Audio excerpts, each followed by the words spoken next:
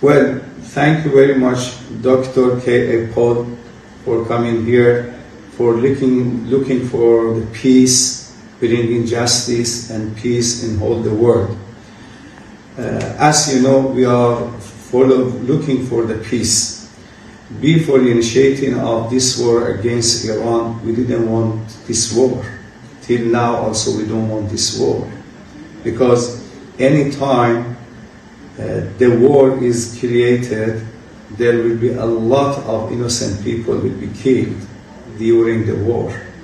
If we could stop the war to avoid one single drop of blood sharing on the land is better than after 2 seconds.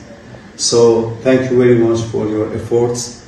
Thank you very much for your looking at peace in Middle East and also to stopping the war. We are looking for that.